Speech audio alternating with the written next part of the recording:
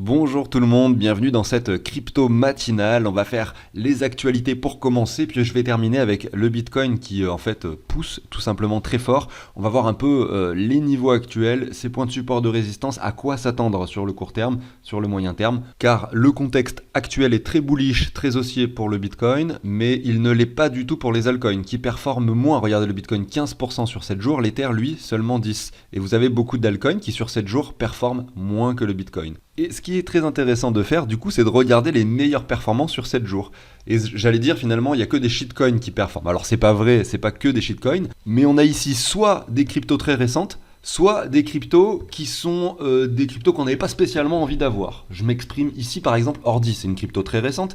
HNT, je ne sais plus exactement à vérifier. Le BIM, je suis quasi sûr que c'est une crypto très récente, on peut le vérifier d'ailleurs en cliquant dessus. Hein. Je ne connais pas tout par cœur, mais regardez, si je fais le BIM ici, je regarde le graphique max, il me dit depuis le mois d'octobre. Donc oui, c'est une crypto très récente. Puis derrière, vous avez, alors je reprends le classement des top performances. Le Terra, enfin le Luna classique, qui lui du coup est une crypto très ancienne, mais qu'on n'avait pas du tout envie d'acheter. J'en ai un petit peu dans le portefeuille. Le BTT également, c'est un peu la même chose.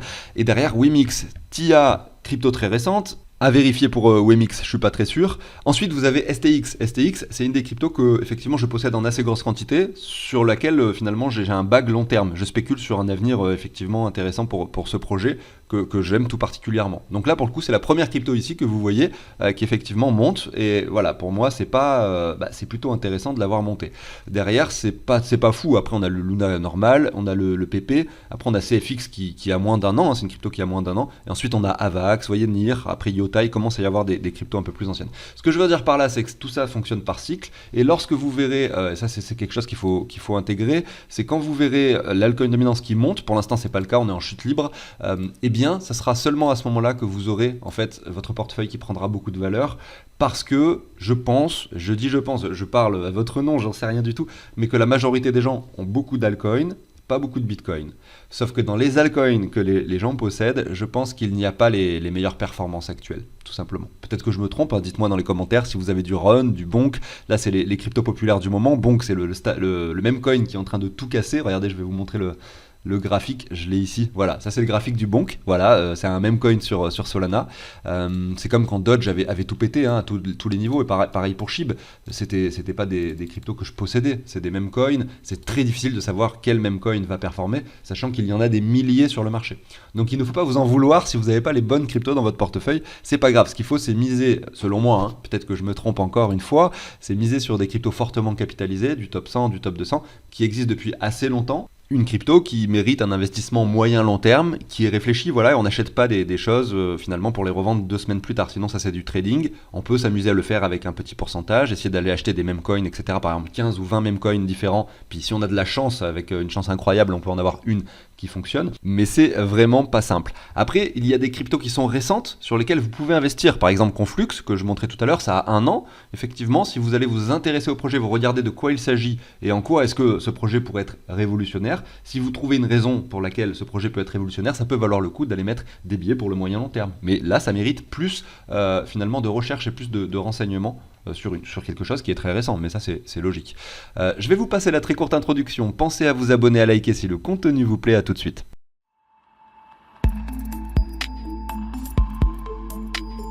Alors, on est parti, sachez que je vous partage un outil d'investissement que je vous montre ici à l'écran qui permet simplement de savoir où on en est. Vous avez le prix des crypto-monnaies qui est récupéré en temps réel, chaque heure ça s'actualise. Vous rentrez toutes vos cryptos, toutes vos plateformes, enfin en gros toutes vos plateformes en premier, toutes les cryptos que vous avez sur chacune de vos plateformes pour être plus précis. Et derrière, vous savez exactement ce que vous possédez. Même si vous avez, je sais pas moi, par exemple 300 $ sur une plateforme, 1000 sur une autre, 3000 sur une autre, sur votre Ledger, sur votre Metamask, etc. Vous savez plus du tout combien vous avez. Vous répertoriez tout sur un seul document, et vu que les prix des cryptos s'actualisent chaque heure, vous allez voir en fait en temps réel combien vous possédez, combien vous êtes en train de gagner ou de perdre, votre répartition stablecoin crypto, bitcoin, altcoin, etc. Plein de choses qui peuvent vous aider un peu à rééquilibrer votre portefeuille, à jongler un peu entre les cryptos et essayer de faire des investissements plus réfléchis que si vous le faites sans avoir ces données en fait. Je vous mets en haut à droite une petite vidéo où j'explique cet outil page par page, son fonctionnement page par page, et puis sous la vidéo du jour, vous retrouverez simplement le lien qui vous amène sur le site de CryptoOrganize pour pourquoi pas obtenir l'outil. On débute avec l'émission du jour et première news, le Dogecoin, effectivement c'est son anniversaire, c'est déjà ses 10 ans alors qu'effectivement on le connaît que depuis quelques années. Il a été inconnu pendant des années et des années puisque ça a été créé à la base comme une blague par deux ingénieurs, Billy Marcus et Jackson Palmer, et puis derrière, eh bien, il a performé assez fort d'un coup il y a quelques années, peut-être grâce à Elon Musk, hein. Après je ne me rappelle pas exactement du sens et de l'ordre des événements, et ben voilà, la question qui se pose aujourd'hui c'est est-ce que le Dogecoin, du coup maintenant qui s'intègre hein, dans le classement des top crypto, alors qu'il était très critiqué, même lorsqu'il avait pump, aujourd'hui on ne peut plus nier le fait que il est quand même assez puissant, très capitalisé, et même pendant ce bear market, il n'est pas descendu en classement, on est dans le top 10, donc c'est assez incroyable effectivement pour le Dogecoin. On peut regarder rapidement son graphique pour ceux que ça intéresse. Alors on va faire Doge ici USD, hop, crypto ici, voilà. On était venu chercher donc les 72 centimes, on est revenu au point bas donc sur les 5 centimes, vous voyez, donc quand même beaucoup plus haut que ses niveaux précédents hein, qu'il avait pendant 10 années, vous voyez, pas 10 années mais peut-être 7 années aux alentours des 0,3 centimes. Donc aujourd'hui on est sur une crypto, regardez, qui se comporte plutôt bien avec une sorte de double bottom qui s'est dessiné et un range qui aujourd'hui se dessine, donc une jolie latéralisation. Effectivement le Dogecoin se comporte beaucoup mieux que beaucoup d'autres cryptos et je le pense s'impose comme un choix stratégique pour diversifier son portefeuille. Aujourd'hui, j'aurais jamais pu dire ça il y a 2 ans quand il était dans cette phase haussière, vous voyez, extrêmement importante. Alors d'abord la première, puis la seconde, un peu comme le bond hein, que je vous montrais tout à l'heure. Aujourd'hui, je n'achèterai pas du bond, c'est clair, mais le jour où on a un joli retracement, effectivement, peut-être que je me poserai la question. Mais ça reste quand même un meme coin parmi plein d'autres, et qui aujourd'hui, alors si on regarde sa capitalisation, que je ne dise pas de bêtises, 105e, ouais, elle commence à être quelque chose d'assez gros, mais quand même méfiance, vous voyez, c'est pas encore quelque chose qui a fait ses preuves, alors que le Doge, pour le coup, eh bien c'est le cas. Je continue avec la deuxième news, Coinbase qui déploie des transferts par des liens sur WhatsApp, TikTok et Instagram. Qu'est-ce que c'est que cette histoire ? En fait, c'est un nouveau service que Coinbase propose à ses clients qui permet effectivement de transférer de l'argent sur ces plateformes. Et ça, c'est quelque chose d'assez intéressant. Et on sait que c'est un peu le pouvoir de la blockchain et des cryptos, on va dire sur le court terme. C'est un peu ça que les personnes vont pouvoir observer dans les, je pense, mois, années qui viennent. C'est la possibilité, alors ça existe déjà, mais c'est pas encore vraiment adopté et utilisé par tout le monde. Même moi, je l'ai jamais fait encore, vous voyez. Mais je pense que dans un avenir assez proche, ça sera très facile d'envoyer de l'argent à quelqu'un, tout simplement, alors qu'aujourd'hui, même si on a des choses comme Lydia ou d'autres plateformes telles que Lydia qui permettent de le faire assez facilement, même sur PayPal ou autre, on aura quelque chose d'encore plus facile, d'encore plus rapide et d'encore plus transparent, vous voyez, et grâce à la blockchain, même si ça reste de la monnaie fiat que l'on envoie, hein. Il peut y avoir la technologie de la blockchain qui permet de le faire derrière. Voilà, donc c'est assez intéressant, c'est vraiment quelque chose de positif, je pense. Et je continue avec le cofondateur de Solana qui a comparé Ethereum à Windows 95. Donc ouais, c'est vraiment quelque chose de drôle. Après, quand vous lisez l'article, vous vous rendez compte qu'en fait, évidemment, et ça c'est logique, hein, Solana et Ethereum peuvent très bien coexister l'un en parallèle de l'autre. C'est pas la même chose parce que pour moi, évidemment, c'est vraiment une mauvaise, très très mauvaise comparaison selon moi, parce que Windows 95, Windows 2000, c'est une mise à jour, une évolution, alors que là en parallèle on a la blockchain d'Ethereum qui également, elle, se met à jour. Vous le savez, hein, tous les 6 mois, il y a des nouvelles mises à jour qui sont effectives sur Ethereum et qui permettent, on l'espère, hein, au fur et à mesure du temps, de l'améliorer, que ce soit sur sa scalabilité, ses frais de transaction, etc. De plus, Ethereum, c'est la blockchain favorisée, la plus utilisée aussi par les développeurs, le langage le plus connu, etc. Donc, pour moi, ça peut évidemment coexister et chaque blockchain s'améliore de son côté. Et puis en parallèle, on sait très bien qu'aujourd'hui, on peut passer d'une blockchain à une autre grâce à un bridge.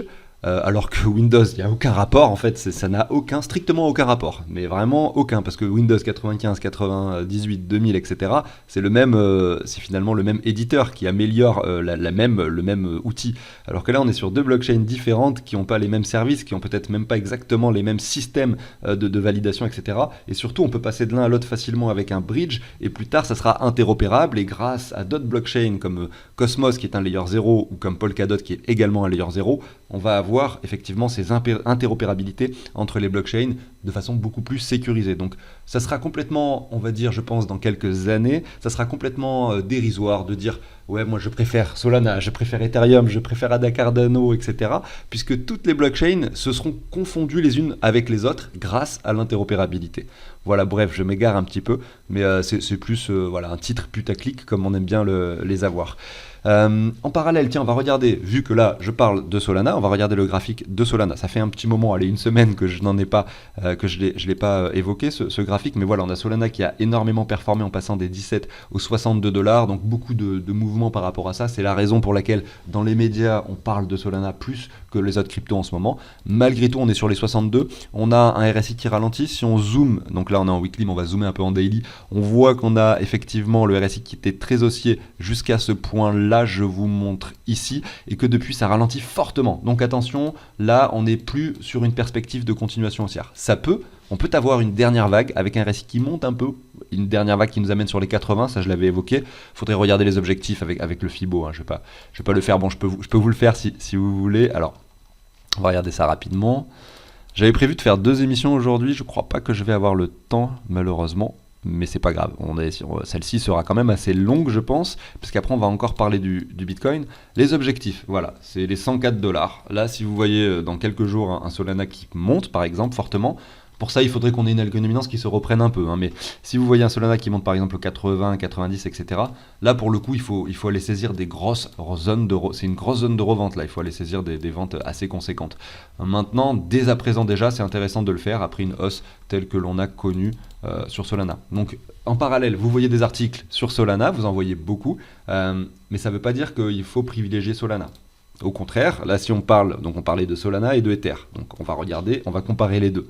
En ce moment, beaucoup d'articles qui disent que effectivement Solana du coup est plus intéressant que l'Ether, c'est un peu on va dire le but de cet article putaclic. Eh bien, regardez, vous avez en parallèle un Solana qui surperforme l'Ether. Donc on va plutôt faire l'inverse. On va faire Ether Solana. Est-ce que ça existe? Non. Bon, bah ce qu'il faut que je fasse, c'est Solana Ether. Comment je pourrais faire ça? 1 divisé par Solana Ether, je pense. 1 divisé par Solana Ether. Voilà, vous avez l'inverse du graphique. Donc vous voyez qu'on est dans une très bonne zone d'achat pour effectivement investir dans l'Ether avec ces Solana, vous voyez. Et ça, c'est quelque chose d'assez logique. On a des cycles qui s'opèrent et effectivement Solana a surdominé ce marché à tel point que Solana Ether, regardez, Ether Solana, pardon, là du coup c'est ça le graphique, est en chute libre en dessous de la ZR. On est venu chercher les 0,9 précisément. Donc là, on revient dans cet espace de prix assez intéressant. Je pense qu'un investissement, même si c'est un peu tôt, on attendrait pourquoi pas une latéralisation pour être plus serein. Effectivement, dans l'Ether avec du Solana, c'est pertinent. D'ailleurs, moi personnellement, c'est ce que j'ai fait au niveau des. Alors, j'ai réussi à revendre les 66 $ sur Solana, c'est assez incroyable. C'est un miracle. Ça m'arrive quasiment jamais de revendre des tops. Alors, c'est peut-être pas le top, mais en tout cas, un petit top temporaire comme ça pour de l'Ether. J'en ai revendu une grosse partie et je l'ai fait de nouveau il n'y a pas longtemps. Et effectivement, si ça continue de monter, je revendrai encore du Solana pour de l'Ether. Je termine cette émission avec un petit point Bitcoin. 43 500. Alors on va passer en daily. Alors je rappelle rapidement, on va essayer de se mettre les lignes pour que ce soit plus précis. Voilà les niveaux. Alors niveau de résistance, celui-là a été cassé, donc peut-être que c'est un support désormais. 61,8 et 78,6. Ça c'est nos 3 niveaux de résistance pour le Bitcoin.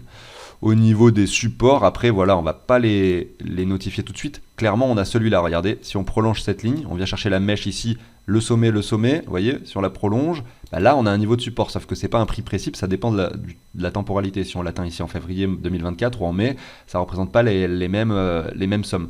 Dans un groupe avec ma famille, là, on parle de crypto, dans un groupe Messenger, et j'avais évoqué quand on était vers les 25 000 $, alors c'était ici, attendez, excusez-moi, je vais zoomer un peu, j'avais fait une spéculation très osée, peut-être qu'il y a des chances pour que je me trompe, mais pour l'instant ça se passe plutôt bien. C'était que quand on était sur ces niveaux-là, j'ai dit dans les 10 prochaines années, dans la prochaine décennie, je pense que le Bitcoin n'ira plus jamais en dessous des, je pense que j'ai dit 25 000 $, j'aurais peut-être pas dû, parce que regardez sur cette mèche, attendez, est-ce que je me suis trompé sur ma spéculation ?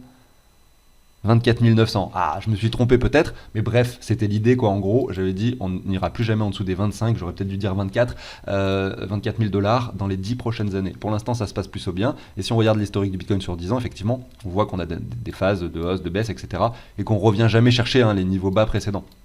Donc là, le niveau bas, c'est 15 000, 25 000, c'est un peu plus haut. On verra bien si je me trompe ou pas. En tout cas, c'est vrai que pour venir chercher en dessous des 25 000, des 24 000, il faudrait qu'on revienne casser cette ligne. Alors, je vous montre. C'est vraiment ce support-là. Est-ce que vous pensez que ça peut de nouveau casser? La réponse est oui, bien évidemment, mais le marché actuel ressemble énormément à celui de 2015, je ne vais pas vous le remontrer, beaucoup plus que celui de 2018-2017, le marché baissier de 2017, et donc c'est pour ça que cette spéculation est intervenue. Je pense alors on a le halving en avril, et moi je spécule sur le fait qu'au moment du halving, on revienne vers les 30 000 $ à peu près, 33 000, quelque chose comme ça, et qu'ensuite, pourquoi pas, mais avant on peut très bien pousser au 48, voire un peu plus haut ici, hein, avant de revenir aux 33 000. Donc je spécule sur le fait que le Bitcoin puisse perdre quand même 30-40% de son prix, voire peut-être même plus si on monte plus haut dans les mois qui viennent. Donc méfiance, évidemment, le Bitcoin est très très haut en ce moment, c'est pas du tout le moment d'investir, mais sur le moyen long terme, évidemment, là on est dans une phase de pré-bull run, enfin en tout cas c'est l'impression que nous donne ce cours, et c'est très très intéressant. Donc je zoome maintenant sur le daily, alors sur du 1 heure, on va se mettre en daily d'abord, et on voit que voilà, au niveau du RSI, ça commence à sentir assez mauvais, hein. Oui, ça pousse, c'est vrai, le Bitcoin pousse, mais regardez ici, on a un RSI qui dessine quand même des niveaux toujours moins hauts que les précédents. Alors là, on ne peut pas tracer une ligne propre, mais on est toujours sur un niveau moins haut que les précédents, et donc le fait d'avoir, regardez, je vous montre, ce point haut matérialisé par ce niveau-là, ce point-ci matérialisé par celui-là, ce point-là matérialisé par celui-là, nous dessine clairement une potentielle future divergence si jamais on devait chuter. Et un RSI qui retourne vers les 50, voire un peu plus bas, avec la confirmation ici, c'est tout à fait possible avec un simple retour vers les 36, voire vous voyez, 35 000, 33 000 $. Donc méfiance, jusqu'où est-ce que ça va pousser, j'en ai aucune idée, mais c'est plus des niveaux, mais plus du tout, hein, c'est plus du tout des niveaux sur lesquels on doit considérer des investissements. Il y a encore une semaine, 2 semaines, je disais pourquoi pas mettre 5% de son portefeuille, etc. Sur les niveaux actuels, mais là aujourd'hui, quelqu'un qui veut investir dans le Bitcoin, pour moi avec par exemple 10 000 €, n'a pas du tout de raison de commencer à investir maintenant. Je pense qu'il faut attendre des retracements, et désolé hein, si vous êtes à fond et que vous avez peur de rater le train, etc. Désolé de dire ça, c'est ce que je pense, peut-être que je me trompe, allez acheter du Bitcoin maintenant si vous voulez, mais c'est mon opinion. Donc aujourd'hui on se situe ici, donc au niveau du daily on voit que ça sent clairement mauvais. Sur le weekly on voit rien encore, mais bon voilà, le weekly c'est plus du moyen long terme, donc plus du 6 mois 1 an, alors que le daily on est plus sur du 2-3 mois. Donc je pense que c'est plus intéressant de regarder le daily actuellement pour pouvoir évoquer ce retracement. Et si on zoome maintenant sur du 4 heures, cette dernière hausse donc dessine toujours un RSI moins haut que les phases haussières précédentes, et là on dessine, alors je vais vous montrer ça, ouais, un RSI qui retrace avec la confirmation. Donc là très bearish avec cette petite bougie qui vient de se dessiner, je pense, si je me mets en 1 heure, je pense qu'on peut la... Ouais, vraiment elle vient de se dessiner cette bougie, et en 4 heures on voit qu'il y a la confirmation. Est-ce qu'elle a été effectuée? Non. On va voir où est-ce qu'on clôture en gros dans les prochaines heures, mais là on a probablement quelque chose qui nous dessine un début...